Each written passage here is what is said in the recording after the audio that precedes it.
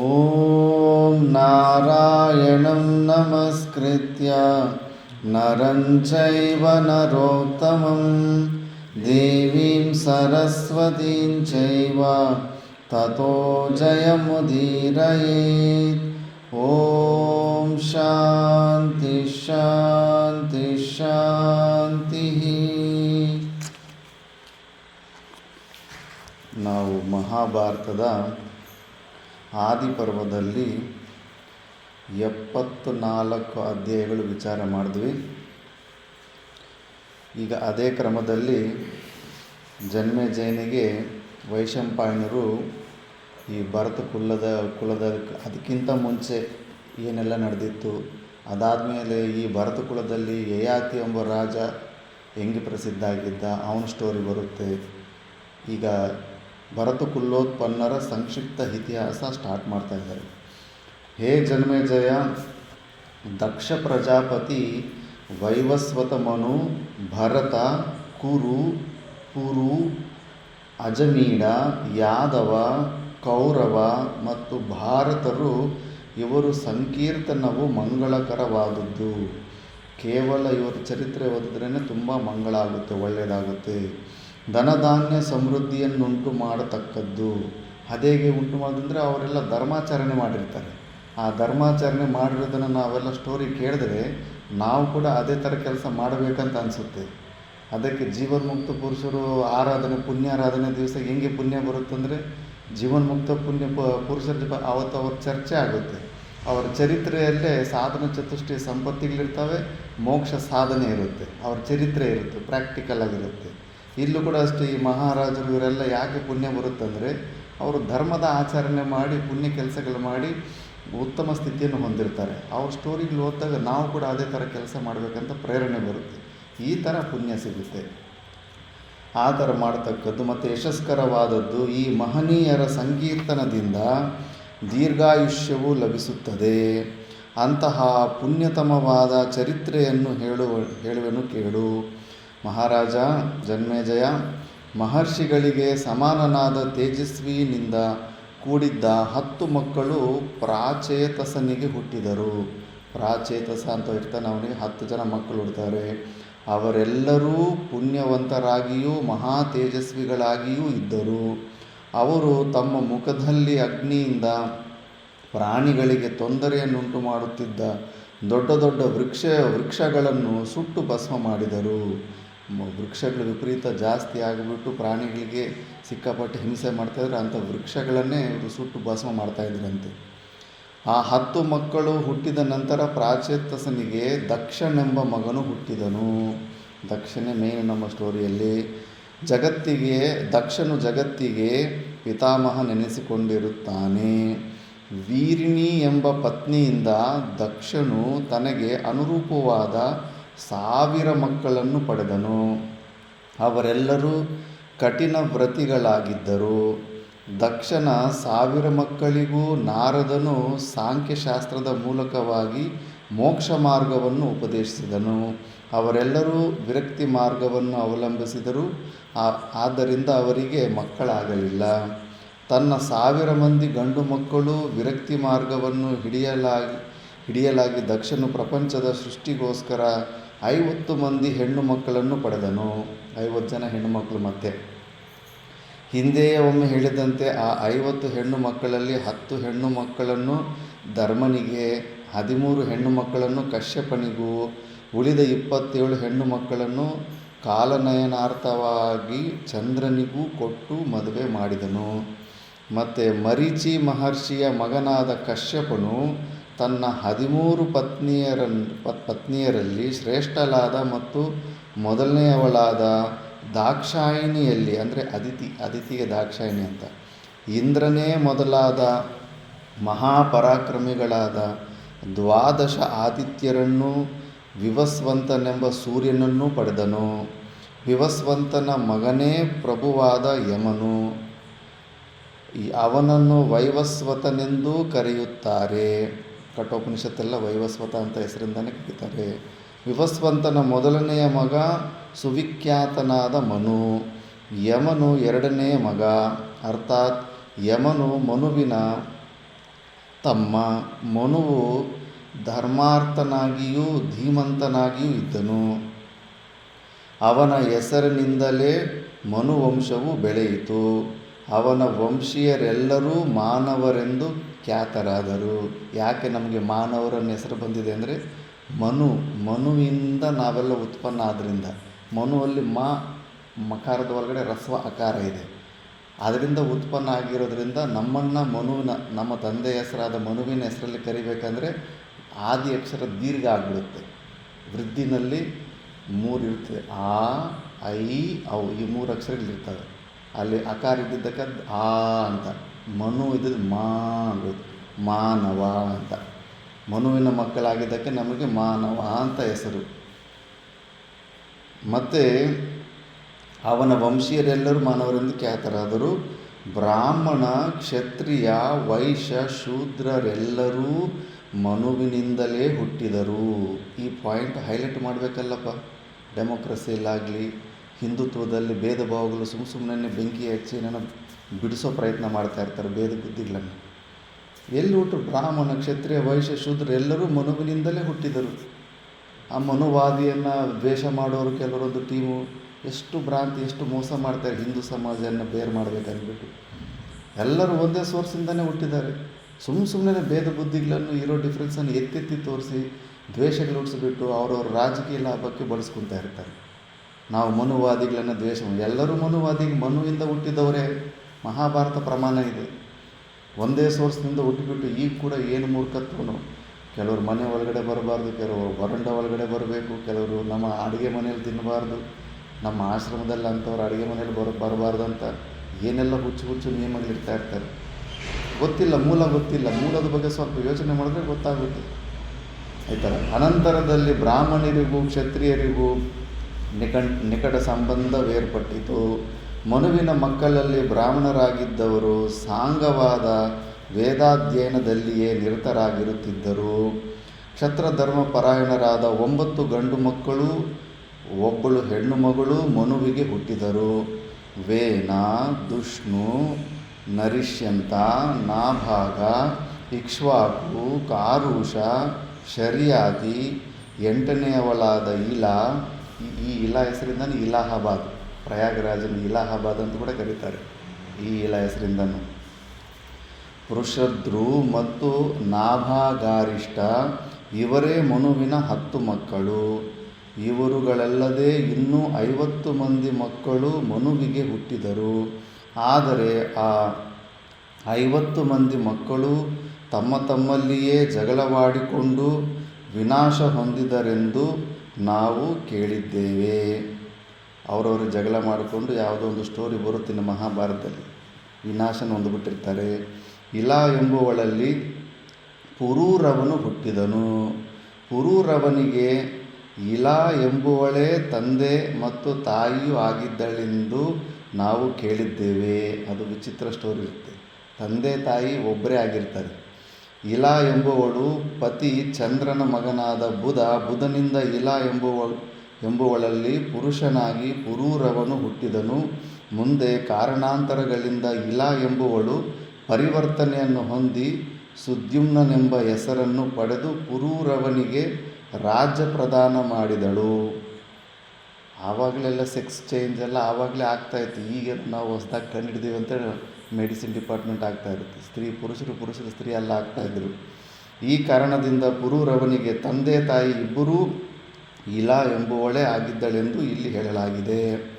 ಪುರೂರವನು ಸಮುದ್ರದಲ್ಲಿದ್ದ 13 ದ್ವೀಪಗಳಿಗೆ, ಸಮುದ್ರ ಅಂದರೆ ನಾವು ಇವಾಗ ನೋಡ್ತಾ ಇರೋ ಸಮುದ್ರ ಇದಲ್ಲ, ಇದು ಭೂಲೋಕದಲ್ಲಿರೋ ಸಮುದ್ರ. ಮಿಲ್ಕಿಗೆ ಗ್ಯಾಲಾಕ್ಸಿನಲ್ಲಿ ಯಾವುದೋ ಒಂದು ದೊಡ್ಡ ಸಮುದ್ರದ ಬಗ್ಗೆ ಕಥನ ಬರುತ್ತೆ. ಇನ್ನೂ ಅಷ್ಟು ದೂರ ಹೋಗಿಲ್ಲ ನಮ್ಮ ಸ್ಯಾಟಲೈಟ್ಗಳು, ರಾಕೆಟು ಅದೆಲ್ಲ. ಅಲ್ಲಿ ನೋಡಿ ಎಷ್ಟು ದ್ವೀಪಗಳಿರುತ್ತೆ. ಇಲ್ಲಿ 13 ದ್ವೀಪಗಳಿರೋಂಥ ದೊಡ್ಡ ಸಮುದ್ರ ಇದೆ. ಅಧಿಪತಿಯಾಗಿದ್ದನು. ಅವನು ಮಾನವನಾಗಿದ್ದರೂ ಸತ್ವಯುಕ್ತರಾದ ಮಾನವೇತರರ ಜೊತೆಯಲ್ಲಿಯೇ ಯಾವಾಗಲೂ ಇರುತ್ತಿದ್ದನು.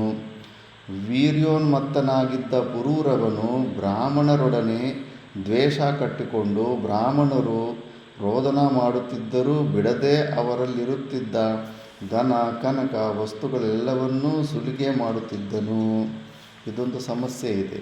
ಭಾರತ ಎಲ್ಲ ಜಾಗದಲ್ಲೂ ಅಷ್ಟೇ. ಯಾರಾದರೂ ಒಬ್ಬರು ಚೆನ್ನಾಗಿ ಅಭಿವೃದ್ಧಿ ಆಗಿದ್ದರೆ ಅವ್ರ ಮೇಲೆ ದ್ವೇಷ, ಅಸೂಯೆ, ಕುಳ್ಳು ಬುದ್ಧಿಯನ್ನು ತಂದುಕೊಂಡ್ಬಿಡ್ತಾ ಇರ್ತೀವಿ. ಒಬ್ಬರು ಚೆನ್ನಾಗಿರೋದನ್ನು ನೋಡಿದ್ರೆ ಸ್ವಾಭಾವಿಕವಾಗಿ ಮನಃಶಾಂತಿ ಕೆಡಿಸ್ಕೊಂಡ್ಬಿಡ್ತಾರೆ. ಅದು ತುಂಬ ಡೇಂಜರ್, ಅದು ತುಂಬ ದರಿದ್ರ ಅದು ಆ ಗುಣ. ಇನ್ನೊಬ್ಬರ ಉನ್ನತಿಯನ್ನು ನೋಡಿ ಅಸೂಯೆ ಪಡೋದು, ಅದು ನಮ್ಮ ಜೀವನನೇ ಹಾಳು ಮಾಡಿಬಿಡುತ್ತೆ. ರಾಗದ್ವೇಷಗಳಿಗೆ ಮೂಲ ಕಾರಣ ಅದೇ. ಈ ನಕ್ಸಲೈಟ್ಗಳು ಅವರು ಇವರು ಏನು ಮಾಡ್ತಾರೆ, ರೊಕ್ಕ ಯಾರ ಹತ್ರ ರೊಕ್ಕ ಇದ್ದರೆ ಅವ್ರ ಬಲದಿಂದ ಗನ್ನಿಟ್ಬಿಟ್ಟು ಕಬ್ಜಾ ಮಾಡೋದು. ಮತ್ತು ಆ ನಕ್ಸಲೈಟ್ಗಳಲ್ಲಿ ಒಬ್ಬನಿಗೆ ಸುಂದರವಾದ ಪತ್ನಿ ಇನ್ನೊಬ್ಬರಿಗೆ ಕುರುಪವಾದ ಪತ್ನಿ ಇದ್ದರೆ ಸುಂದರವಾದ ಪತ್ನಿಯನ್ನು ನಿನ್ನ ಹತ್ರ ಹೆಚ್ಚು ಸಂಪತ್ತಿದೆ ಅಂತ ಹಂಚ್ಕೊತಾರೆ ಅವರು. ಆ ನ್ಯಾಯ ಅಲ್ಲೂ ಹೋಗ್ಬೇಕಲ್ಲ. ಮತ್ತು ಅದು ನ್ಯಾಯ ಸಿದ್ಧಾಂತ ಯಾವತ್ತಿದ್ದು ಅಸುರ ಸಿದ್ಧಾಂತ ಅದು. ಆದ್ದರಿಂದ ಆ ಅಸೂಯೆ ಗುಣದಿಂದ ಇವೆಲ್ಲ ದ್ವೇಷಗಳು, ರಾಗಗಳೆಲ್ಲ ಇದ್ದ ಬರ್ತಾ ಇರುತ್ತೆ. ಪೂರ್ವಜನ್ಮ ಪ್ರಾರಬ್ಧದಿಂದ ಕೆಲವರಿಗೆಲ್ಲ ಪಿತ್ರಾಜಿತ ಆಸ್ತಿ ಎಲ್ಲ ವರ್ಣ ಎಲ್ಲ ಏನೋ ಸಿಕ್ಕಿರುತ್ತೆ. ಅದರಿಂದ ಅವ್ರು ಸಂತುಷ್ಟಿ ಇರಬೇಕು. ನಾವು ಮಾಡಿದ ಪುಣ್ಯ ಪಾಪ ಕರ್ಮದಿಂದ ನಮಗೇನು, ನಮ್ಮ ಪಾಲಿಗೆ ಏನು ಬಂದಿದೆ ಅದರಿಂದ ನಾವು ಸಂತುಷ್ಟಿ ಇರಬೇಕು ಅಷ್ಟೇ ಹೊರತು ಇನ್ನೊಬ್ಬರು ನಮಗಿಂತ ಚೆನ್ನಾಗಿ ಜೀವನ ನಡೆಸ್ತಾವ್ರೆ ಅಂತ ಅದರ ಮೇಲೆ ಸುಮ್ಮನೆ ಹೊಟ್ಟೆ ಕಿಚ್ಚು ಪಟ್ಕೊಂಡ್ರೆ ಏನು ಪ್ರಯೋಜನ ಇರೋದಿಲ್ಲ. ಬ್ರಾಹ್ಮಣರು ರೋದನ ಮಾಡುತ್ತಿದ್ದರೂ ಬಿಡದೆ ಅವರಲ್ಲಿರುತ್ತಿದ್ದ ದನ ಕನಕ ವಸ್ತುಗಳೆಲ್ಲವನ್ನೂ ಸುಲಿಗೆ ಮಾಡುತ್ತಿದ್ದನು. ಅವನ ದೌಷ್ಟ್ಯವನ್ನು ಕಂಡು ಬ್ರಹ್ಮಲೋಕದಿಂದ ಸನತ್ಕುಮಾರನು ಅವನ ಸಮೀಪಕ್ಕೆ ಬಂದು ಬ್ರಾಹ್ಮಣರ ವಿಷಯದಲ್ಲಿ ದೌಷ್ಯದಿಂದ ನಡೆದುಕೊಳ್ಳಬಾರದೆಂದು ಉಪದೇಶಿಸಿದನು. ಸನತ್ಕುಮಾರನ ಉಪದೇಶವನ್ನು ರಾಜನು ತಿರಸ್ಕರಿಸಿದನು. ಕ್ರುದ್ಧರಾದ ಮಹರ್ಷಿಗಳ ಶಾಪದಿಂದಾಗಿ ಪುರೂರವನು ವಿನಾಶ ಹೊಂದನು. ಪುರೂರವನಿಗೆ ಬಲದ ಮದವಿತ್ತು, ಮಹಾಲೋಭಿಯಾಗಿದ್ದನು. ಕಾರ್ಯಕಾರ್ಯ ವಿವೇಚನೆ ಇರಲಿಲ್ಲ. ಆದರೆ ಅವನು ಮಹಾಸಾಹಸಿಯು. ಗಂಧರ್ವ ಲೋಕದಲ್ಲಿದ್ದ ಊರ್ವಶಿಯನ್ನು ಅವಳ ಜೊತೆಯಲ್ಲಿಯೇ ದಕ್ಷಿಣಾಗ್ನಿ, ಗಾರ್ಹಪತ್ಯ, ಆಹವನೀಯಗಳೆಂಬ ಅಗ್ನಿಗಳನ್ನು ಭೂಲೋಕಕ್ಕೆ ತಂದನು. ಪುರೂರವನಿಗೆ ಊರ್ವಶಿಯಲ್ಲಿ ಆಯು, ಧೀಮಂತ, ಅಮಾವಸು, ದೃಢಾಯು, ವನಾಯು ಮತ್ತು ಶತಾಯುಗಳೆಂಬ 6 ಮಕ್ಕಳು ಹುಟ್ಟಿದರು.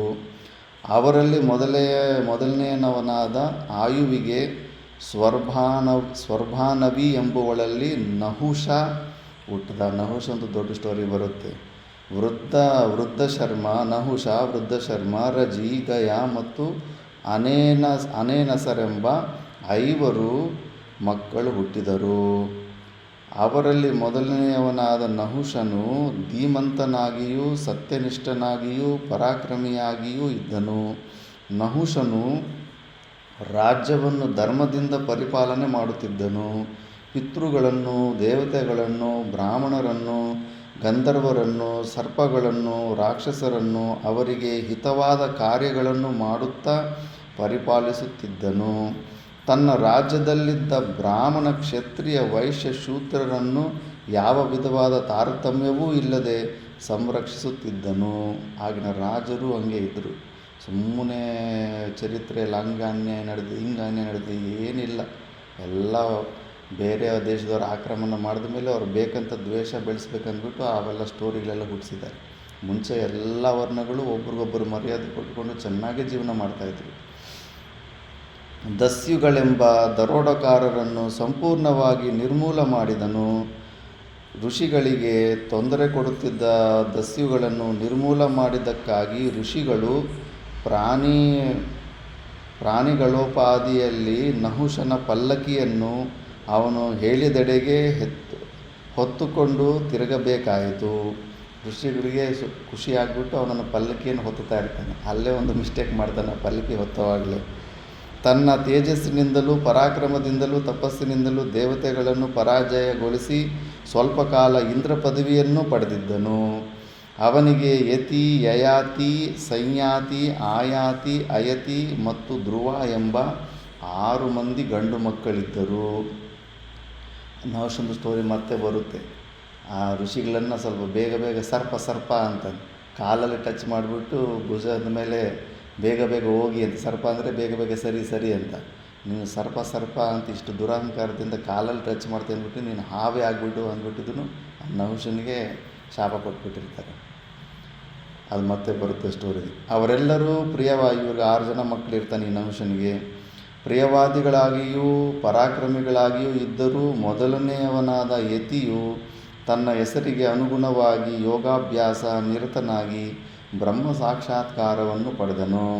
ನಹುಷನ ಎರಡನೇ ಮಗನಾದ ಯಯಾತಿಯು ಭೂಮಂಡಲದ ಚಕ್ರವರ್ತಿಯಾದನು. ಅವನು ಸತ್ಯನಿಷ್ಠನಾಗಿಯೂ ಪರಾಕ್ರಮಿಯಾಗಿಯೂ ಇದ್ದನಲ್ಲದೆ ರಾಜ್ಯವನ್ನು ಧರ್ಮದಿಂದಲೂ ಪರಿಪಾಲನೆ ಮಾಡುತ್ತಿದ್ದನು. ಅವನು ಅನೇಕ ಯಜ್ಞ ಯಾಗಾದಿಗಳನ್ನು ಮಾಡಿದನು. ಅತಿ ಭಕ್ತಿ ಭಾವದಿಂದ ಪಿತೃಗಳನ್ನು ದೇವತೆಗಳನ್ನು ಸಂಪೂಜಿಸುತ್ತಿದ್ದನು. ಪ್ರಜೆಗಳ ವಿಷಯದಲ್ಲಿ ಹೆಚ್ಚು ಅನುರಾಗವುಳ್ಳವನಾಗಿದ್ದನು. ಅವನ ಪತ್ನಿಯರಾದ ದೇವಯಾನಿ ಶುಕ್ರಾಚಾರ್ಯನ ಮಗಳು ಮತ್ತು ಶರ್ಮಿಷ್ಠೆಯರಲ್ಲಿ ಅವನಿಗೆ ಗುಣವಂತರಾದ ಪರಾಕ್ರಮಿಗಳಾದ ಮಕ್ಕಳು ಹುಟ್ಟಿದರು. ದೇವಯಾನಿಯಲ್ಲಿ ಯದು, ತುರ್ವಸು ಎಂಬುವರು, ಶರ್ಮಿಷ್ಠೆಯಲ್ಲಿ ದೃಹ್ಯು, ಅನು ಮತ್ತು ಪುರು. ಈ ಪುರು ರಾಜನೇ ಇಂದನೇ ಕುರುವಂಶ ಅಂತೆಲ್ಲ ಬರೋದು ಎಂಬುವರು ಹುಟ್ಟಿದರು. ಯಯಾತಿಯು ಅನೇಕ ವರ್ಷಗಳ ಕಾಲ ಧರ್ಮದಿಂದ ರಾಜ್ಯವನ್ನು ಪರಿಪಾಲಿಸುತ್ತಿದ್ದು ರೂಪನಾಶಿಯಾದ ನೋಡಲು ಮಹಾಘೋರವಾಗಿದ್ದ ವೃದ್ಧಾಪವನ್ನು ಅಕಾಲದಲ್ಲಿ ಪಡೆಯಬೇಕಾಯಿತು. ಅದಕ್ಕೊಂದು ಸ್ಟೋರಿ ಮುಂದೆ ಬರುತ್ತೆ. ದೇವಯಾನಿ ಗೊತ್ತಿಲ್ಲದೆ ಶರ್ಮಿಷ್ಠೆಯಿಂದ ಅಕ್ರಮ ಸಂಬಂಧ ಇಟ್ಟುಕೊಂಡು ಆ ಅಕ್ರಮ ಸಂಬಂಧದಿಂದ ಪುರು ಎಂಬ ಮಗ ಹುಟ್ಟಿರ್ತಾನೆ. ಅವನು ಗಾರ್ಡನ್ನಲ್ಲಿ ಆಟಾಡ್ಕೊಂಡದಲ್ಲಿ ನೋಡಿಬಿಟ್ಟಿದ್ದನ್ನು ದೇವಯಾನಿ, ನಿಮ್ಮ ತಂದೆ ತಾಯಿ ಯಾರು ಅಂತ ಕೇಳಿದ್ರೆ ಆವಾಗ ತಾಯಿಯನ್ನು ತಂದೆಯನ್ನು ತೋರಿಸ್ಮೇಲೆ ಆಗ ಸಿಕ್ಕಾಪಟ್ಟೆ ಕೋಪ ಬಂದುಬಿಟ್ಟಿದ್ದನು. ಆವಾಗ ದೊಡ್ಡ ಸ್ಟೋರಿ ಬರುತ್ತೆ. ಆಗ ದೇವಯಾನಿಗೆ ಕೋಪ ಮಾಡಿಕೊಂಡು ಶುಕ್ರಾಚಾರ್ಯ ಹತ್ರ ವಾಪಸ್ ಹೋಗ್ಬಿಟ್ರೆ, ಆ ಶುಕ್ರಾಚಾರ್ಯಗೆ ನನ್ನ ಮಗಳಿಗೆ ಅನ್ಯಾಯ ಮಾಡಿದ್ದಾನೆ ಅಂದ್ಬಿಟ್ಟಿದ್ದನ್ನು ವೃದ್ಧ ಈಗಲೇ ವೃದ್ಧನಾಗಿಬಿಡಲಿ, ಯೌವನ ಹೊರಟೋಗ್ಬಿಡಲಿ ಅಂತ ಶಾಪ ಕೊಟ್ಬಿಟ್ಟಿರ್ತಾನೆ. ಅಂಥ ಪರಿಸ್ಥಿತಿ ಬರುತ್ತೆ. ಆ ಸ್ಟೋರಿಗಳೆಲ್ಲ ಮತ್ತೆ ಬರುತ್ತೆ. ಆ ಕಾರಣದಿಂದಲೇ ಅವನಿಗೆ ಕಾಮಪಿಪಾಸೆಯು ಕಡಿಮೆಯಾಗಿರಲಿಲ್ಲ. ಯದು, ತುರ್ವಸು, ಪುರು, ದೃಹ್ಯು ಮತ್ತು ಅನುಗಳನ್ನು ಕರೆದು ಯಯಾತಿಯು ಹೇಳಿದನು, ಮಕ್ಕಳಿರ, ನನಗೆ ವೃದ್ಧಾಪವು ಅಕಾಲಿಕವಾಗಿ ಪ್ರಾಪ್ತವಾಗಿದೆ. ಆದರೆ ನನ್ನ ಕಾಮನೆಗಳನ್ನು ಪೂರ್ಣವಾಗಿರುವುದಿಲ್ಲ. ಪುನಃ ಯುವಕನಾಗಿ ಕೆಲವು ಕಾಲ ಯುವತಿಯರೊಡನೆ ವಿಹರಿಸಿಕೊಂಡಿರಲು ಇಚ್ಛಿಸಿದ್ದೇನೆ. ಅದಕ್ಕಾಗಿ ನೀವು ನನಗೆ ಸಹಾಯ ಮಾಡಿರಿ ಅಂತ. ತಂದೆಯು ಹೇಳಿದ ಮಾತುಗಳನ್ನು ಕೇಳಿ ದೇವಯಾನಿಯ ಮಗನಾದ ಮತ್ತು ಹಿರಿಯವನಾದ ಯದುವು ಹೇಳಿದನು, ಅಪ್ಪ, ನಮ್ಮ ಯೌವನವನ್ನು ಪಡೆದು ನೀನೇನು ಮಾಡುವೆ? ಮಕ್ಕಳಿರ, ನೀವು ನಿಮ್ಮ ಯೌವನವನ್ನು ನನ್ನ ವೃದ್ಧಾಪಕ್ಕೆ ವಿನಿಮಯ ರೂಪವಾಗಿ ಕೊಡಬೇಕು. ನಿಮ್ಮ ಯೌವನವನ್ನು ಪಡೆದು ನಾನು ಇನ್ನೂ ಹಲವಾರು ವರ್ಷಗಳು ವಿಷಯೋಪಭೋಗಗಳನ್ನು ಅನುಭವಿಸುವೆನು. ನನ್ನ ಈ ಜೀವಮಾನದಲ್ಲಿ ನನಗೆ ವಿಷಯೋಪಭೋಗಗಳನ್ನು ಅನುಭವಿಸಲು ಸರಿಯಾದ ಸಮಯವೇ ಸಿಕ್ಕಿರುವುದಿಲ್ಲ. ಇದುವರೆಗೂ ನಾನು ಸುದೀರ್ಘ ಕಾಲದ ಯಜ್ಞಗಳಲ್ಲಿ ದೀಕ್ಷಿತನಾಗಿದ್ದು ಬಿಟ್ಟೆನು. ಆ ಯಜ್ಞಗಳ ಅವಭೃತ್ತವು ಐತೆನ್ನುವ ವೇಳೆಗೆ ಸರಿಯಾಗಿ ಮುನಿಶ್ರೇಷ್ಠರಾದ ಶುಕ್ರಾಚಾರ್ಯರು ಅವರ ಶಾಪಕ್ಕೆ ಗುರಿಯಾದನು. ಕಾಮರೂಪವಾದ ಪುರು ಪಾರ್ಥವ ನನಗೆ ಇಲ್ಲದೇ ಹೋಗಿದೆ.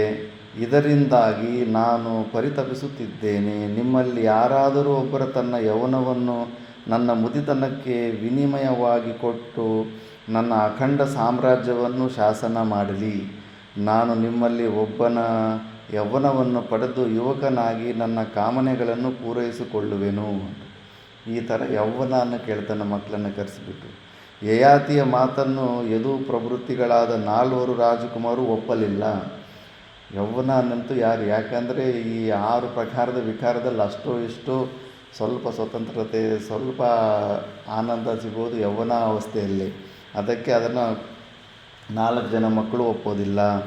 ನನ್ನ ಯೌವನವನ್ನು ಪಡೆದು ನೂತನವಾದ ಯುವಕನ ಶರೀರವನ್ನು ಹೊಂದಿ ಯಥೇಚ್ಛವಾಗಿ ಯಾರು ಒಪ್ಪಲಿಲ್ಲ. ಕಡೆಯವನಾದ ಶರ್ಮಿಷ್ಠೆಯ ಮಗನಾದ ಸತ್ಯವಿಕ್ರಮನಾದ ಪುರುವು ತಂದೆಗೆ ಹೀಗೆ ಹೇಳಿದನು, ತಂದೆಯೇ, ನಾನು ನನ್ನ ಯೌವನವನ್ನು ನಿನಗೆ ಕೊಡಲು ಸಿದ್ಧನಾಗಿರುವೆನು. ನನ್ನ ಯೌವನವನ್ನು ಪಡೆದು ನೂತನವಾದ ಯುವಕನ ಶರೀರವನ್ನು ಹೊಂದಿ ಯಥೇಚ್ಛವಾಗಿ ವಿಹರಿಸಿ ನಿನ್ನ ಆಜ್ಞಾನುಸಾರವಾಗಿ ನಿನ್ನ ವೃದ್ಧಾಪವನ್ನು ನಾನು ಸ್ವೀಕರಿಸಿ ರಾಜ್ಯಭಾರವನ್ನು ನಿರ್ವಹಿಸುತ್ತೇನೆ ಅಂತ ಈ ಒಬ್ಬ ಮಗ ಸ್ವೀಕಾರ ಮಾಡ್ತಾನೆ. ಜನ್ಮೇಜಯ ಪುರುವಿನ ಮಾತುಗಳನ್ನು ಕೇಳಿದೊಡನೆ ಸಂತೋಷಭರಿತನಾದ ಯಯಾತಿಯು ತಪಸ್ಸಿನ ಮತ್ತು ತನ್ನ ಆತ್ಮಶಕ್ತಿಯ ಸಹಾಯದಿಂದ ಮಹಾತ್ಮನಾದ ಪುರುವಿಗೆ ತನ್ನ ವೃದ್ಧಾಪವನ್ನು ವಹಿಸಿಕೊಟ್ಟನು. ಪುರುವಿನಿಂದ ಅವನ ಯೌವನವನ್ನು ಪಡೆದು ನವಯುವಕನಾಗಿ ಕಾಮೋಪಭೋಗಗಳಲ್ಲಿ ಆಸಕ್ತನಾದನು. ತಂದೆಯಿಂದ ವೃದ್ಧಾಪವನ್ನು ಪಡೆದು ಪುರುವು ರಾಜ್ಯದಲ್ಲಿ ಆಡಳಿತದಲ್ಲಿ ನಿರತನಾದನು. ಶಾರ್ದೂಲ ಸಮವಿಕ್ರಮನಾದ ಅಪರಾಜಿತನಾದ ಯಯಾತಿಯು ಅನೇಕ ಸಹಸ್ರ ವರ್ಷಗಳ ಪರ್ಯಂತವಾಗಿ ದೇವಯಾನಿ ಶರ್ಮಿಷ್ಠೆಯರೊಡನೆ ವಿಹರಿಸುತ್ತಿದ್ದನು. ಚೈತ್ರರಥವನದಲ್ಲಿ ವಿಶ್ವಾಚಿ ಎಂಬ ಅಪ್ಸರೆಯೊಡನೆಯೂ ಅನೇಕ ವರ್ಷಗಳ ಪರ್ಯಂತವಾಗಿ ಕಾಮ ಕೇಳಿಕೆಗಳಲ್ಲಿ ನಿರತನಾಗಿದ್ದನು. ಅಷ್ಟು ಕಾಲದವರೆಗೂ ಯಯಾತಿಯು ಬೇರೆ ಹವ್ಯಾಸವೇ ಇಲ್ಲದೆ ಕಾಮೋಪಭೋಗಗಳಲ್ಲಿಯೇ ನಿರತನಾಗಿದ್ದರೂ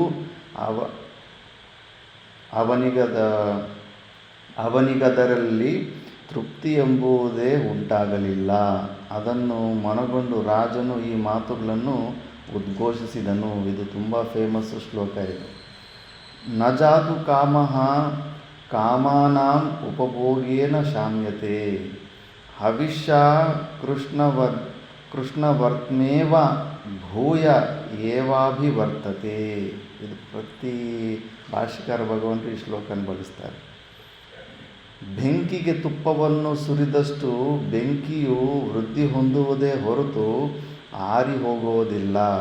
ಅಂತೆಯೇ ಕಾಮವೆಂಬ ಅಗ್ನಿಗೆ ಆಶಾಪೂರ್ಣವೆಂಬ ತುಪ್ಪವನ್ನು ಸುರಿದಷ್ಟು ಕಾಮವೆಂಬ ಅಗ್ನಿಯು ಅಭಿವೃದ್ಧಿಯಾಗುತ್ತಿರುವುದೇ ಹೊರತು ಅದು ಸುಪ್ತವಾಗುವುದಿಲ್ಲ.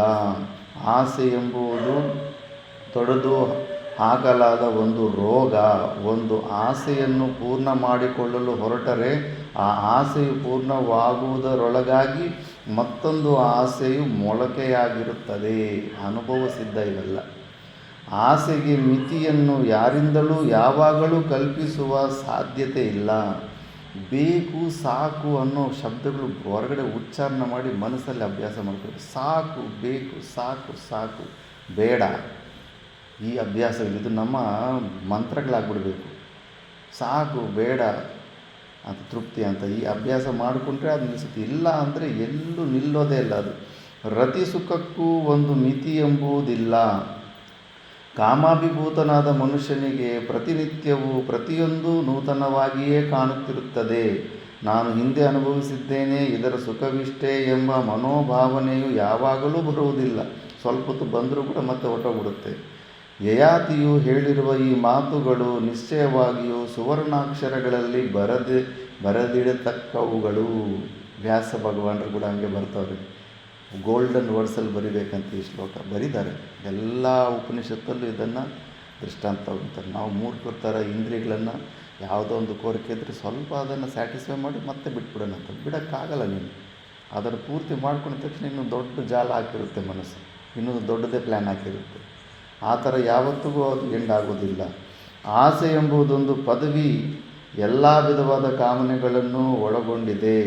ಯಾವುದೊಂದರ ಆಸೆಯಾದರೂ ಸರಿಯೇ ದಿನದಿನಕ್ಕೂ ಹೆಚ್ಚುತ್ತಾ ಹೋಗುತ್ತದೆಯೇ ಹೊರತು ಕಡಿಮೆಯಾಗುವುದಿಲ್ಲ. ಹೆಚ್ಚಾಗ್ತಾ ಹೋಗ್ತಾ ಇರುತ್ತೆ ಹೊತ್ತು ಯಾವತ್ತೂ ಅದು ಕಡಿಮೆ ಆಗೋದೇ ಇಲ್ಲ. ಇದು ನಾವು ಅರ್ಥ ಮಾಡ್ಕೋಬೇಕು, ಇಂದ್ರಿಯಗಳ ಸ್ವಭಾವ ಏನು ಅಂತ.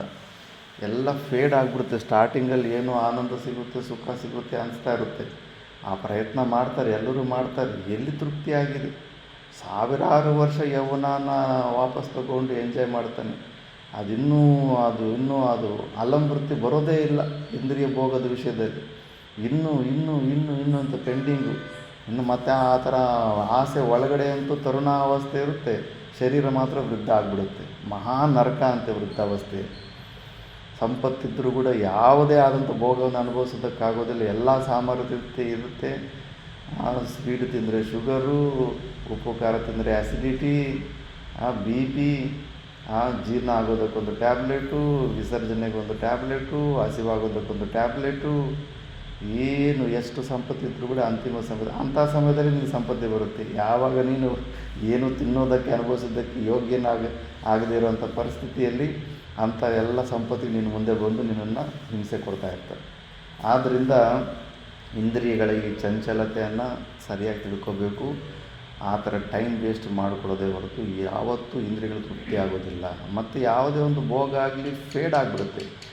ಸ್ಟಾರ್ಟಿಂಗಲ್ಲಿ ಏನೋ ಕಿಕ್ ಸಿಗುತ್ತೆ ಅನಿಸ್ತಾ ಇರುತ್ತೆ, ಮತ್ತು ಅದು ನೋಡಿದ ಮೇಲೆ ಅಯ್ಯೋ ಇಷ್ಟೇ ಏನಿದೆ ಇದರಲ್ಲಿ ಬದನೆಕಾಯಿ ಅನಿಸ್ತಾ ಇರುತ್ತೆ. ಆದ್ದರಿಂದ ಯಯಾತಿದು ದೃಷ್ಟಾಂತ ಸುಮಾರು ಜನ ತೆಕ್ಕೊಂತಾರೆ. ಆ ಇಂದ್ರಿಯಗಳನ್ನು ಸಂತುಷ್ಟಿ ಮಾಡೋ ಅಭ್ಯಾಸಕ್ಕೆ ಹೋಗಲೇಬಾರ್ದಂತ ದೃಷ್ಟಾಂತ ಕೊಡ್ತಾ ಇರ್ತಾರೆ.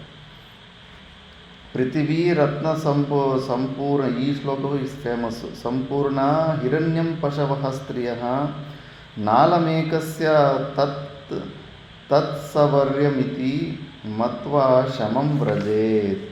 ಆಸೆಗೆ ಮಿತಿಯೇ ಇಲ್ಲ ಎಂಬುದು ಎಲ್ಲ ಹಂತಗಳಲ್ಲಿಯೂ ಸತ್ಯವಾದದ್ದು. ಮಿತಿನೇ ಇರಲ್ಲ. ರತ್ನಗಳಿಂದ ಪರಿಪೂರ್ಣವಾದ ಅಖಂಡ ಭೂಮಂಡಲ, ಹಿರಣ್ಯ, ಪಶುಗಳು, ಸ್ತ್ರೀಯರು ಇಷ್ಟನ್ನು ಒಪ್ಪಿಸಿದರೂ ಒಬ್ಬನಿಗೆ ಸಾಲದಾಗುತ್ತದೆ. ಆಸೆ ಹಂಗಿರುತ್ತೆ, ದುರಾಸೆ. ಎಷ್ಟೇ ಕೊಡಲಿ ಸಾಕು ಅನ್ನೋ ವೃತ್ತಿ ಬರೋದಿಲ್ಲ. ಅದಕ್ಕೆ ದಾನಗಳಲ್ಲಿ ಅನ್ನದಾನ ಯಾಕೆ ಶ್ರೇಷ್ಠ ಅಂತಾರೆ ಅಂದರೆ, ಅದೊಂದು ವಿಷಯದಲ್ಲಿ ಬೇಡ ಸಾಕು ಅಂತಾರೆ. ಹೊಟ್ಟೆ ತುಂಬಿದ ಮೇಲೆ ಬೇಡ ಸಾಕು. ಒದ್ದು ಮನೆ ದಾನಂ ಚೇಲ್ನಯನ ಅಂತ ಮಾತಾ ಮಾಣಿಕೇಶ್ವರಂ ಅಂತ ಇದೆ. ಇನ್ನು ಏನೇ ಕೊಡು ನಿನಗೆ, ಒದ್ದು ಬೇಡ ಅನ್ನೋದು ಒಳಗಡೆಯಿಂದ ಮನಸ್ಫೂರ್ತಿಯಾಗಿ ಬರೋದಿಲ್ಲ. ಊಟ ಮಾತ್ರ ಹೊಟ್ಟೆ ತುಂಬುತ್ತಂದ್ರೆಗೇನ ಬೇಡ ಅಂತಾರಂತೆ. ಅದೊಂದು ದಾನ ಬಿಟ್ಟರೆ ಇನ್ನು ಯಾವ ದಾನ ನೀನು ಎಷ್ಟೇ ಕೊಡು, ಇಡೀ ಪ್ರಪಂಚನೇ ಕೊಟ್ಬಿಡು, ಎಲ್ಲ ಸ್ತ್ರೀಯನ್ನು ಕೊಟ್ಬಿಡು, ಅವನಿಗೆ ಸಾಕಾಗೋದಿಲ್ಲ ಅಂತಾರೆ. ಇವಿಷ್ಟನ್ನು ಪಡೆದ ಮೇಲೂ ಅವನಿಗೆ ಸ್ವರ್ಗಲೋಕವನ್ನು ತನ್ನದನ್ನಾಗಿ ಮಾಡಿಕೊಳ್ಳುವ ಆಸೆಯೂ ಉಂಟಾಗುವುದೇ ಹೊರತು ಇವಿಷ್ಟೇ ನನಗೆ ಸಾಕು ಎಂಬ ತೃಪ್ತಿಯು ಖಂಡಿತವಾಗಿಯೂ ಉಂಟಾಗುವುದಿಲ್ಲ. ಈ ಒಂದು ಕಾರಣದಿಂದ ಆಸೆಗೆ ಮಿತಿಯಿಲ್ಲವೆಂಬುದನ್ನು ಮನಗೊಂಡು ಸಕಲ ವಿಧವಾದ ಸುಖೋಪಭೋಗ ವಸ್ತುಗಳಿಂದಲೂ ವಿರತನಾಗಬೇಕು. ಭೋಗೇಚ್ಛೆಯನ್ನು ಪೂರ್ಣವಾಗಿ ಪರಿತ್ಯಜಿಸಬೇಕು. ಯದಾ ನ ಕುರುತೆ ಪಾಪಂ ಸರ್ವಭೂತೇಷು ಕರ್ಹಿಚಿತ್ ಕರ್ಮಣ ಮನಸಾ ವಾಚ ಬ್ರಹ್ಮ ಸಮುದ್ಯತೆ ತದಾ. ಪ್ರಪಂಚದಲ್ಲಿರುವ ಯಾವ ಪ್ರಾಣಿಗೂ ಕಾರ್ಯದಿಂದಲೂ ಮನಸ್ಸಿನಿಂದಲೂ ಮಾತಿನಿಂದಲೂ ತೊಂದರೆಯನ್ನುಂಟು ಮಾಡಕೂಡದೆಂಬ ಸಂಕಲ್ಪ ಮಾಡಿ ಅದರಂತೆಯೇ ನಡೆದರೆ ಪರಬ್ರಹ್ಮ ವಸ್ತುವನ್ನು ಕಂಡುಕೊಳ್ಳಬಹುದು. ಮುಖ್ಯವಾಗಿ ಸಾಧುಗಳಿಗಿದು. ನಮ್ಮಿಂದ ಇನ್ನೊಬ್ಬರಿಗೆ ಯಾರಿಗೂ ತೊಂದರೆ, ಮನಸ ವಾಚ ಕರ್ಮನ ತೊಂದರೆ ಆಗಬಾರ್ದು. ನಾಯಿ ಏನಾದರೂ ನಮ್ಮ ಗುರುಗಳೆಲ್ಲ ಹೇಳ್ತದೆ, ನಾಯಿ ದಾರಿಯಲ್ಲಿ ಮಲ್ಕೊಂಡಿದ್ರೆ ಸೌಂಡ್ ಬರ್ದಿರ ಪಕ್ಕದಿಂದ ಮೆಲ್ಲಕ್ಕೆ ಅದರ ನಿದ್ದೆ ಡಿಸ್ಟರ್ಬ್ ಆಗಿದ್ರೆ ಹೋಗ್ಬಿಡ್ಬೇಕಂತ. ಏನು ಬಿಡು ನಾಯಿಗೆ ಏನು ಮಾಡೋದಂತ, ಹಟ್ಟಂತ ಕಾಲು ತಗೊಂಡು ಹೊಡೆಯೋದು ಕಿರಿಸಿಬಿಟ್ಟು ಅದರ ನಿದ್ದೆ ಭಂಗ ಮಾಡಬಾರ್ದಂತ. ಇದು ಸಾಧು ಸ್ವಭಾವ. ಇನ್ನು ಅದು ಬಿಟ್ಟು ಇನ್ನು ಬೇಕಂತ ಚುಚ್ಚು ಮಾತಾಡಿ ಹಿಂಸೆ ಅವನು ದುಃಖ ಪಡಬೇಕನ್ನೋ ಉದ್ದೇಶದಿಂದ ಆಡ್ತಿದ್ದೀವಿ ಅಂದರೆ ಯಾವ ಕೆಳಮಟ್ಟಕ್ಕಿದ್ದೀವಿ ಅಂತ ನಾವು ಯೋಚನೆ ಮಾಡಬೇಕು. ಸಾಧು ಸ್ವಭಾವ ಇದು. ನಮ್ಮಿಂದ ಇನ್ನೊಂದು ಯಾವುದೇ ಯಾವುದೇ ಪ್ರಾಣಿಗಳಿಗೂ ತೊಂದರೆ ಆಗಬಾರ್ದು ಅಂತ ಮಿನಿಮೈಸ್ ಮಾಡಬೇಕು. 100% ಹಿಂಸೆ ಮಾಡ್ದಿರ ಜೀವನ ನಡೆಸೋಕ್ಕಾಗೋದಿಲ್ಲ. ಆ ರಜೋಗುಣ ಇರೋನಿಗಿದು ಒಪ್ಪೋದಿಲ್ಲ ಅವನು. ಇಲ್ಲ, ಹಿಂಸೆಯಿಂದನೇ ಕಾರ್ಯ ನಡೆಯುತ್ತೆ, ಹಿಂಸೆ ಮಾಡಿದ್ರೆ ಜೀವನನೇ ನಡೆಸೋಕ್ಕಾಗಲ್ಲ ಅಂತ ಇಲ್ಲ. ಸಾಧುಗಳಿಗೆ ಅದು ಒಳ್ಳೆಯದಲ್ಲ. ಸಾಧುಗಳಿಗೆ ಯಾವತ್ತೂ ಕೂಡ ಅಭಯ ಪ್ರದಾನ. ಸನ್ಯಾಸದಲ್ಲ ಆ ಮಂತ್ರಗಳಲ್ಲೇ ಪ್ರತಿಜ್ಞೆ ಇದೆ. ನಮ್ಮಿಂದ ಇನ್ನೊಂದು ಯಾವುದೇ ಒಂದು ಜೀವಕ್ಕೂ ಆ ಬಾಡಿ ಲ್ಯಾಂಗ್ವೇಜಲ್ಲಿ ಅರ್ಥ ಆಗಿಬಿಡ್ಬೇಕು ಆ ಜೀವಕ್ಕೆ, ಇವನಿಂದ ನನಗೆ ತೊಂದರೆ ಇಲ್ಲ ಅಂದ್ಬಿಟ್ಟು ಆ ಥರ ಬಿಹೇವಿಯರ್ ಇರಬೇಕು. ಯದಾಚ ಆವಾಗ ಆ ಥರ ಇದ್ದರೆ ಪರಬ್ರಹ್ಮ ವಸ್ತುವನ್ನು ಕಂಡುಕೊಳ್ಳಬಹುದು ಅಂತ ಹೇಳ್ತಾ ಇದೆ ಶಾಸ್ತ್ರ. ಯದಾ ಚಾಯಂ ನ ಬಿಬೇತಿ ಯದಾ ಚಾಸ್ಮಾನ್ನ ಬಿಭ್ಯತೆ ಯದಾ ನೇಚ್ಛತಿ ನ ದ್ವೇಷ್ಟಿ ಬ್ರಹ್ಮ ಸಮುದ್ಯತೆ ತದಾ. ಆಸೆ ಆಕಾಂಕ್ಷೆಗಳು ಹೆಚ್ಚಿದಷ್ಟು ಮನುಷ್ಯನಿಗೆ ಭಯವು ಹೆಚ್ಚುತ್ತದೆ. ತಪ್ಪದಿರ, ಆಸೆ ಆಕಾಂಕ್ಷೆಗಳನ್ನು ತೊರೆದವನಿಗೆ ಯಾವ ವಿಧವಾದ ಭಯವೂ ಇರುವುದಿಲ್ಲ. ನಮಗೆ ಯಾವುದಾದ್ರೂ ಒಂದು ಭಯ ಇದೆ ಅಂದರೆ ಯಾವುದೋ ಒಂದು ಇಚ್ಛೆ ಇದೆ ಅಂತ ಅರ್ಥ, ಆಸೆ ಇದೆ ಅಂತ ಅರ್ಥ. ಅಂತಹ ಒಂದು ಸ್ಥಿತಿಯನ್ನು ಸಾಧಿಸಬೇಕು. ಯಾವಾಗ ಮಾನವನು ಯಾರಿಗೂ ಹೆದರುವುದಿಲ್ಲವೋ ಮತ್ತು ಅವನನ್ನು ನೋಡಿ ಯಾರು ಭಯಪಡುವುದಿಲ್ಲವೋ, ಅರ್ಥಾತ್ ಅವನು ಸರ್ವರಿಗೂ ಪ್ರಿಯನಾಗಿರುತ್ತಾನೆಯೋ, ಪ್ರಪಂಚದಲ್ಲಿ ಅವನಿಗೆ ಬೇಕೆನ್ನುವ ವಸ್ತುವೇ ಯಾವುದೂ ಇರುವುದಿಲ್ಲವೋ, ಅವನು ಯಾವಾಗಲೂ ಯಾರೊಬ್ಬರನ್ನು ದ್ವೇಷಿಸುವುದಿಲ್ಲವೋ, ಆಗ ಅವನು ಬ್ರಹ್ಮನನ್ನು ಕಂಡುಕೊಳ್ಳಬಹುದು. ಈ ಕಂಡೀಷನ್ಸ್ ಏನು ಸ್ಯಾಟಿಸ್ಫೈ ಆಗ್ತಾ ಇಲ್ಲ. ನಮಗೇನು ನಮ್ಮ ಅಹಂಕಾರ, ನಾವು ಜೀವನ್ಮುಕ್ತ ಪುರುಷರಂತ ನಿರ್ಧಾರ ಕೊಡ್ತಾ ಇರುತ್ತೆ. ನಾವು ಇಷ್ಟಕ್ಕೆ ಮುಂಚೆ ಜಗಳ ಆಡಿದವ್ರ ಮೇಲೆ ಅವ್ರನ್ನ ನೆನೆಸ್ಕೊಂಡಾಗ ಈ ಭಾವನೆ ಬರ್ತಾ ಇದೆ ನಮಗೆ. ದ್ವೇಷಭಾವ ಇಲ್ಲದಿರ ಅವ್ರನ್ನ ಸಚ್ಚಿದಾನಂದ ಸ್ವರೂಪಾಂಶವನ್ನೇ ನೋಡುವಂಥ ವೃತ್ತಿ ಬರ್ತಾಯಿದೆ, ಇಲ್ಲ ಅವ್ರು ನೆನೆಸ್ಕೊಂಡ್ರೇ ಕೋಪ ಬರ್ತಾ ಇದೆಯಾ ಚೆಕ್ ಮಾಡ್ಕೊತಾ ಇರಬೇಕು. ಮುಖ್ಯವಾಗಿ ಎಲ್ಲೆಲ್ಲಿ ನಾವು ಕ್ಲ್ಯಾಶಸ್ ಆಗಿರುತ್ತೆ, ಜಗಳ ಆಗಿರುತ್ತೆ, ನಮ್ಮನ್ನು ನಿಂದೆ ಯಾರು ಮಾಡಿರ್ತಾರೆ ಅವರನ್ನು ಒಂದು ಸತಿ ನೆನೆಸ್ಕೊಂಡು ನೋಡಿ. ಮಾತಾ ಮಾಣಿಕೇಶ್ವರಮ್ಮರು ಒಬ್ಬರಿಗೆ ಆಯುಷು ಅಂತಿಮ ಆಗೋಗಿತ್ತಂತೆ ಹೈದರಾಬಾದವರು. ಆಗಿಬಿಟ್ಟಿದ್ರೆ ಬಂದುಬಿಟ್ಟು ಕೆಲವು ಲಕ್ಷಣಗಳು ಕೂಡ ಕಾಣಿಸ್ಬಿಟ್ಟಿದ್ದಾವೆ, ಸೂಚಕಗಳಿರ್ತವೆ. ಸೂರ್ಯ ಚಂದ್ರ ಥರ ಕಾಣಿಸೋದು, ಸ್ವಪ್ನದಲ್ಲಿ ಯಮಧರ್ಮರಾಜ ಕಪ್ಪು ಕಲ್ಲರಾಗಿ ಎಮ್ಮೆ ಮೇಲೆ ಕೂತ್ಕೊಂಡು ಬರೋದು, ಇಂಥವೇನೋ ಅನೇಕ 10-15 ಸೂಚಕಗಳಿರ್ತವೆ. ಆ ಸೂಚಕಗಳು ಬಂದುಬಿಟ್ಟಿದೆ, ಅನಾರೋಗ್ಯದಿಂದನೂ ಬಳಲ್ತಾ ಇದ್ದಾನೆ. ಇನ್ನು ಬಂದ ಮೇಲೆ ಅಮ್ಮ ಹಿಂಗೇನೋ ನಾನು ಸತ್ತೋಗ್ತೀನಿ ಅಂತ ಡೌಟ್ ಅನ್ನಿಸ್ತಾ ಇದೆ ಅಂದರೆ, ಹೌದಪ್ಪ ಆಯುಷು ಕ್ಷೀಣ ಆಗಿದೆ. ಮತ್ತು ಅಮ್ಮ ನನಗೇನು ದಾರಿ ಏನು ಕಲ್ಯಾಣ ಅಂದರೆ ನೀನು ಯಾರ ಮೇಲೂ ದ್ವೇಷ ಇಲ್ಲದರೆ ಎಲ್ಲರಲ್ಲೂ ಸಚ್ಚಿದಾನಂದ ಸ್ವರೂಪನ ನೋಡಿಕೊಂಡು ಆ ಪರಮಾತ್ಮನ ಚಿಂತನೆ ಮಾಡು ಅಂದರೆ, ಎಲ್ಲರಲ್ಲೂ ಪರಮಾತ್ಮ ಕಾಣಿಸ್ತಾ ಇದೆ ಅಂದರೆ, ಇಲ್ಲಮ್ಮ ಇಂಥ ಯಾರ್ಯಾರ ಜೊತೆ ಜಗಳ ಮಾಡಿದ್ನೋ ಒಂದು 5-6 ಜನ ಹೆಸರು, ಅವರಲ್ಲಿ ನನಗೆ ಪರಮಾತ್ಮನ ನೋಡೋಕ್ಕಾಗ್ತಾ ಇಲ್ಲ ಅನ್ನೋ. ಹೋಗು, ಅವ್ರು ಎಲ್ಲಿದ್ದಾರೆ ಹುಡ್ಕೊಂಡೋಗಿ ಅವ್ರ ಮನೆ ಹತ್ರ ಹೋಗ್ಬಿಟ್ಟಿದ್ದು ಸಾರಿ ಕೇಳಿಬಿಟ್ಟು ಬಂದ್ಬಿಡು, ತಪ್ಪಾಯಿತು ಅಂತ ಕೇಳಿಬಿಟ್ಟು ಬಂದ್ಬಿಡು, ಮತ್ತು ಅವ್ರ ಮೇಲೆ ಕೂಡ ನಿನಗೆ ಒಳ್ಳೆ ಭಾವನೆ ಬರುತ್ತೆ. ಹೋದ್ನಂತೆ, ಹೋಗಿ ಎಲ್ಲ ಆದಮೇಲೆ ನಿಜವಾಗ್ಲೂ ಅವನಿಗೆ ಒಳ್ಳೆ ಸದ್ಗತಿ ಸಿಕ್ತಂತ ಮತ್ತೆ ಅಲ್ಲೇ ಇದ್ದಿದ್ದಾರೆ. ಆ ಥರ ಅದು ಕ್ಲಿಯರ್ ಮಾಡ್ಕೊಂಬಿಡ್ಬೇಕು, ದಿ ಎಂಡ್ ಅಂದ್ಬಿಟ್ಟು. ಇಲ್ಲ ಅಂದರೆ ಅಂಥ ಜಾಗದಲ್ಲಿ ಚೆಕ್ ಮಾಡ್ಕೋಬೇಕಲ್ಲ ನಮ್ಮ ಜ್ಞಾನನಿಷ್ಠೆ. ಅಂಥವ್ರ ಜೊತೆ ಸ್ನೇಹ ಮಾಡಿ ಅವ್ರ ಜೊತೆ ಹೊಂದಾಣಿಕೆಯಿಂದ ಅವನು ಇದ್ದಾಗ ಇವಾಗ ನಾನು ಕರೆಕ್ಟಾಗಿದ್ದೀನಿ ಅಂದ್ಬಿಟ್ಟು. ಇಲ್ಲ ಅವರು ಪೂರ್ವಜನದಲ್ಲಿ ಏನೋ ಒಂದು ಚೇಷ್ಟೆಗಳು ಮಾಡಿರ್ತಾರೆ, ಮನಸ್ಸಾವಚ ಕರ್ಮನ, ಅಷ್ಟೇ ಮುಗೀತು. ಅವ್ರ ಹತ್ರ ಕೂಡೋದಕ್ಕಾಗ್ತಾಯಿಲ್ಲ, ಮಾತಾಡೋಕ್ಕಾಗ್ತಾಯಿಲ್ಲ ಅಂದ್ರೆ ಇನ್ನೂ ಸಮಸ್ಯೆ ಇದೆ, ವಿಚಾರ ಬಂದಿಲ್ಲ, ಆ ದ್ವೇಷ ಭಾವಗಳು ಇನ್ನೂ ಹೋಗಿಲ್ಲ. ಇವೆಲ್ಲ ಚೆಕ್ ಮಾಡ್ಕೊತಾ ಇರಬೇಕು. ಇವೆಲ್ಲ ಚೆಕ್ಕಿಂಗ್ ಪ್ಯಾರಾಮೀಟರ್ಸು.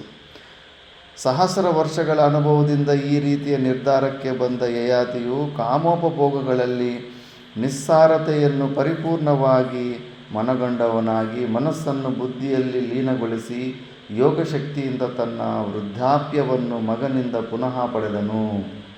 ವಾಪಸ್ ತಗೊಂಡ್ಬಿಡ್ತಾನೆ ವೃದ್ಧಾವಸ್ಥೆಯನ್ನು. ಏನಿಲ್ಲ, ಇದು ಬೇಕಾದ ಇಂದ್ರಿಯಗಳನ್ನು ಯಾರೂ ತೃಪ್ತಿ ಮಾಡೋದಕ್ಕಾಗೋದಿಲ್ಲ ಅಂತ.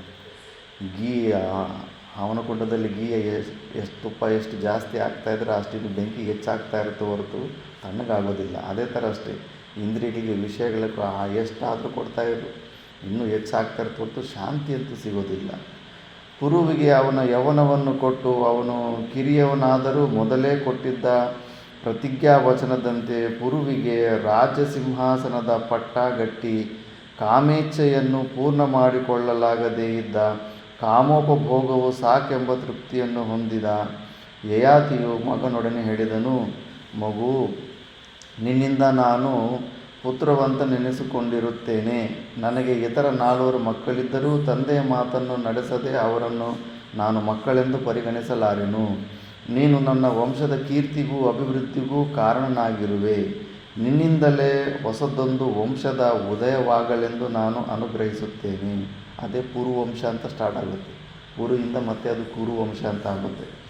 ನಿನ್ನಿಂದ ಉದಯಿಸುವ ವಂಶವು ಪೌರವ ವಂಶವೆಂದು ಲೋಕದಲ್ಲಿ ಖ್ಯಾತವಾಗುತ್ತದೆ. ಹೀಗೆ ಆಶೀರ್ವದಿಸಿ ಅವನಿಗೆ ಪಟ್ಟಾಭಿಷೇಕ ಮಾಡಿ ತನ್ನ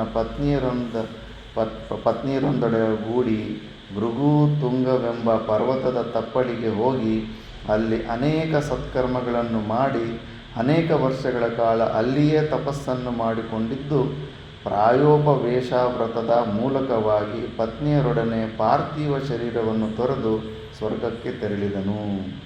ಮುಂಚೆ ವಾನಪ್ರಸ್ಥಾಶ್ರಮ ಇತ್ತು. ಮಕ್ಕಳಿಗೆ ಒಂದು ಸತಿ ಜವಾಬ್ದಾರಿ ಕೊಟ್ಟ ಮೇಲೆ ಮನೆಯಲ್ಲಿ ಇರ್ತಿರ್ಲಿಲ್ಲ, ಹೊರಗಡೆ ಬರ್ತಿದ್ರು. ಅದಕ್ಕೆ ಆವಾಗ ಸಾಸ್ ಬಹು ಸೀರಿಯಲ್ ಅಂದರೆ ಅತ್ತೆ ಸೊಸೆ ಗಲಾಟೆಗಳು ನಡೀತಾ ಇರಲಿಲ್ಲ. ಈಗ ಶಾಸ್ತ್ರ ವಿರುದ್ಧವಾಗಿ ಅಲ್ಲೇ ಮನೆಯಲ್ಲಿ ಕೂತ್ಕೊಂಡಿರ್ತಾರೆ. ಇನ್ನು ಜಗಳಗಳು, ಇವನು ಕಂಡ್ರೆ ಅವ್ರಿಗೆ ಭಯ, ಅವ್ರು ಕಂಡ್ರೆ ಇವ್ರಿಗೆ ಭಯ, ಭಯಗಳಿಂದ ಆ ದ್ವೇಷ ಬೆಳೆಸ್ಕೊಂಡು ಸಮಸ್ಯೆಗಳು ಹೆಚ್ಚು ಮಾಡ್ಕೊಂಡ್ಬಿಡ್ತಾ ಇರ್ತಾರೆ.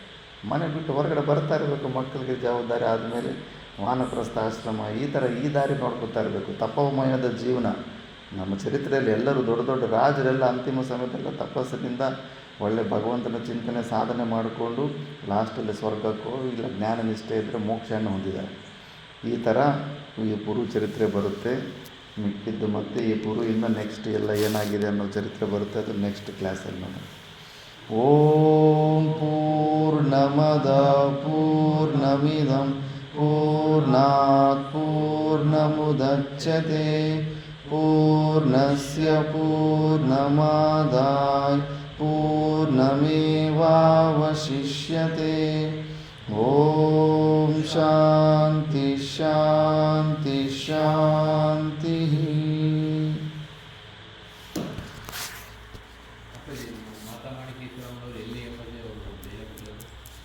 ಯಾನಗುಂದಿ. ಇಲ್ಲಿ ಬಳ್ಳಾರಿ ಹತ್ರ ಇರೋದಲ್ಲ, ಗುಲ್ಬರ್ಗದಲ್ಲಿರೋ ಯಾನಗುಂದಿ, ಸೇಡಂ ತಾಲೂಕು ಯಾದಗಿರಿ ಹತ್ರ. ಅಲ್ಲಿ ಯಾನಗುಂದಿ ಇದೆ, ಅಲ್ಲಿ ಸಮಾಧಿ ಆಗಿದ್ದಾರೆ. ಚೆನ್ನಾಗಿ